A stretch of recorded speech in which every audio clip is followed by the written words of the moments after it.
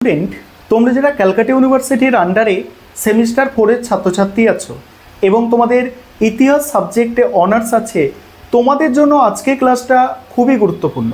আজকের ক্লাসে তোমাদের ডিএসসিসি 8 পেপারের লাস্ট মিনিট সাজেশান নিয়ে আলোচনা করব।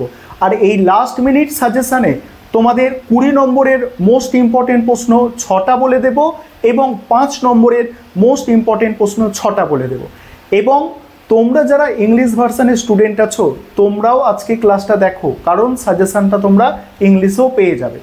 তোমরা জানো তোমাদের 20 নম্বরের প্রশ্ন পরীক্ষায় 6টা দেয়া থাকে, অর্থাৎ কোয়েশ্চেন পেপারে 6টা দেয়া থাকে, 3টে প্রশ্নের অ্যান্সার করতে হয়। এবং 5 নম্বরের প্রশ্ন তাই, অর্থাৎ সেখানেও 6টা দেয়া থাকে, 3টে প্রশ্নের অ্যান্সার করতে হয়। আজকে আমি তোমাদের 5 নম্বরের প্রশ্ন 6টা এবং 20 নম্বরের প্রশ্ন 6টা বলে দেব। অর্থাৎ তোমাদের সিলেবাসের মধ্যে সবথেকে গুরুত্বপূর্ণ প্রশ্নগুলো আজকে শুনে নাও। প্রথমে 20 নম্বরের প্রশ্ন, প্রথম প্রশ্ন অর্থাৎ 1 নম্বরের প্রশ্ন, মুদ্রণ বিপ্লবের কারণ ও ফলাফল সম্পর্কে আলোচনা করো। আর তোমরা যারা ইংলিশ ভার্সনের স্টুডেন্ট আছো, তোমরা দেখো শেষে তোমরা ইংলিশে সাজেশনটা পেয়ে যাবে। দ্বিতীয় প্রশ্ন, ইংল্যান্ডে সংসদীয় রাজতন্ত্র গড়ে ওঠার কারণ বা গৌরবময় বিপ্লবের কারণ। কি বললাম ইংল্যান্ডে সংসদীয় রাজতন্ত্র গড়ে ওঠার কারণ বা গৌরবময় বিপ্লবের কারণ। পরের প্রশ্ন, মার্কেন্টাইলবাদের মূল বৈশিষ্ট্য আলোচনা করো। মার্কেন্টাইলবাদের মূল বৈশিষ্ট্য আলোচনা করো। 4 নম্বর প্রশ্ন, বৈজ্ঞানিক বিপ্লব ও ইউরোপে এর অবদান। বৈজ্ঞানিক বিপ্লব এবং ইউরোপে এর অবদান আলোচনা করো। এটা তোমাদের বললাম 5 নম্বর প্রশ্ন। 6 নম্বর প্রশ্ন, ইউরোপীয় অর্থনীতিতে সপ্তদশ শতকের সংকট বলতে কী বোঝো? ইউরোপীয় অর্থনীতিতে সপ্তদশ শতকের সংকট বলতে কী বোঝো? আরেকটি প্রশ্ন তোমরা একটু দেখে যাবে, সেটা হচ্ছে অষ্টাদশ শতকে ইউরোপের জ্ঞানদীপ্তির স্বৈরাচারের বৈশিষ্ট্য আলোচনা করো। যে অষ্টাদশ শতকে ইউরোপে জ্ঞানদীপ্তির স্বৈরাচারের বৈশিষ্ট্য আলোচনা করো। এবারে 5 নম্বরের প্রশ্ন। 5 নম্বরের প্রথম প্রশ্ন থাকছে সামরিক বিপ্লব বলতে কী বোঝো? দ্বিতীয় প্রশ্ন, কোপার্নিকান বিপ্লব বলতে কী বোঝো? 3 নম্বর প্রশ্ন, গ্যালিলিওকে কেন আধুনিক বিজ্ঞানের জনক বলা হয়? গ্যালিলিওকে কেন আধুনিক বিজ্ঞানের জনক বলা হয়? পরের প্রশ্ন, মার্কেন্টাইলবাদের বৈশিষ্ট্য আলোচনা করো। 5 নম্বর প্রশ্ন, জ্ঞানদীপ্তির যুগ সম্পর্কে আলোচনা করো। এবং আরেকটি মোস্ট ইম্পর্টেন্ট প্রশ্ন, আইজাক নিউটনের বৈজ্ঞানিক আবিষ্কার সম্পর্কে আলোচনা করো। এই প্রশ্নটা। এবং রেনেসাঁস শিল্পের ওপর মানবতাবাদের প্রভাব। রেনেসাঁস শিল্পের ওপর মানবতাবাদের প্রভাব। এবারে তোমরা স্ক্রিন রেকর্ডের মাধ্যমে দেখাচ্ছি, তোমরা দেখে নাও। এখানে আমি 20 নম্বরের প্রশ্ন যে 6টা বললাম, এছাড়াও আরও 4টে আছে, অর্থাৎ 10টা 20 নম্বরের প্রশ্ন এবং 10টা 5 নম্বরের প্রশ্ন দেওয়া আছে। তোমাদের স্ক্রিন রেকর্ডের মাধ্যমে দেখাচ্ছি, তোমরা একটু দেখে নাও। আর সেখানে ইংলিশ ভার্সানটাও থাকছে। এবারে তোমরা ডিএসসিসি 8 পেপারের সম্পূর্ণ সাজেশানটা দেখে নাও।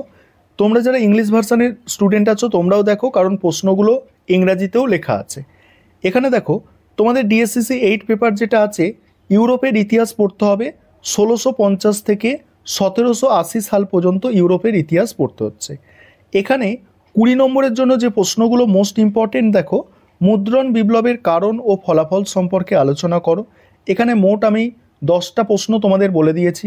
আগে তোমাদের আমি সাজেশান দিয়েছিলাম, সেখানে প্রশ্নের সংখ্যা বেশি ছিল, কিন্তু সেখান থেকে কমিয়ে আমি তোমাদের এই সাজেশানের মধ্যে 10টা প্রশ্ন বলছি, সেগুলো দেখো।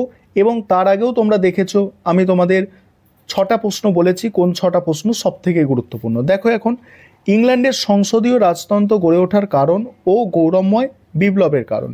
তারপরে মার্কেন্টাইলবাদের মূল বৈশিষ্ট্য আলোচনা করো। মার্কেন্টাইলবাদের মূল বৈশিষ্ট্য আলোচনা করো। এর পরের প্রশ্ন, ইংল্যান্ডে প্রথম শিল্প বিপ্লবের কারণ আলোচনা করো। পরের প্রশ্ন, বৈজ্ঞানিক বিপ্লব ও ইউরোপে এর অবদান আলোচনা করো। বৈজ্ঞানিক বিপ্লব ও ইউরোপে এর অবদান আলোচনা করো। 5 নম্বর প্রশ্ন গেল। 6 নম্বর প্রশ্ন, ইউরোপীয় অর্থনীতিতে সপ্তদশ শতকের সংকট বলতে কী বোঝো? নেক্সট প্রশ্ন দেখো, ইউরোপে ইউরোপীয় সামরিক বিপ্লব সম্পর্কে আলোচনা করো। তারপরের প্রশ্ন, অষ্টাদশ শতকে ইউরোপের জ্ঞানদীপ্তির স্বৈরাচারের বৈশিষ্ট্য আলোচনা করো। অষ্টাদশ শতকে ইউরোপে জ্ঞানদীপ্তির স্বৈরাচারের বৈশিষ্ট্য আলোচনা করো। তারপরের প্রশ্ন আছে, ফ্রান্স ও জার্মানিতে শিল্পায়নের প্রধান বৈশিষ্ট্যগুলি আলোচনা করো। নেক্সট আছে, টিউডর বিপ্লব সম্পর্কে আলোচনা করো। টিউডর বিপ্লব সম্পর্কে আলোচনা করো। এই 10টা প্রশ্ন তোমাদের আমি প্রত্যেককে করতে সাজেস্ট করব। তবে এই 10টা যারা পারবে না করতে, প্রথম 6টা প্রশ্ন করলেই তোমাদের হবে। অর্থাৎ তোমরা কিছু না করার থেকে প্রথম 6টা করলে আশা করি তোমাদের যদি মানে কোয়েশ্চেন পেপার তেমন ভালো হয় তাহলে 3টে প্রশ্ন ওখান থেকে লিখে আসা যাবে। এবারে 5 নম্বরের প্রশ্ন দেখে নাও। 5 নম্বরের প্রশ্ন আমি এখানে 10টা রেখেছি। 5 নম্বরের যে 10টা প্রশ্ন তৈরি করবে, দেখো, প্রথম প্রশ্ন, সামরিক বিপ্লব বলতে কি বোঝো? দ্বিতীয় প্রশ্ন, কোপার্নিকান বিপ্লব বলতে কি বোঝো? 3 নম্বর প্রশ্ন, গ্যালিলিওকে কেন আধুনিক বিজ্ঞানের জনক বলা হয়? পরের প্রশ্ন দেখো, 4 নম্বর প্রশ্ন, মার্কেলটাইলবাদের বৈশিষ্ট্যগুলি আলোচনা করো। 5 নম্বর প্রশ্ন, জ্ঞানদীপ্তির যুগ সম্পর্কে আলোচনা করো। 6 নম্বর প্রশ্ন, আইজাক নিউটনের বৈজ্ঞানিক আবিষ্কার সম্পর্কে আলোচনা করো। 7 নম্বর প্রশ্ন, লক কিভাবে একটি আদর্শ সরকারের রূপরেখা তৈরি করেন? নেক্সট আছে, ইংল্যান্ডের ইতিহাসে 11 বছরের স্বৈরাচারিতা বলতে কী বোঝো?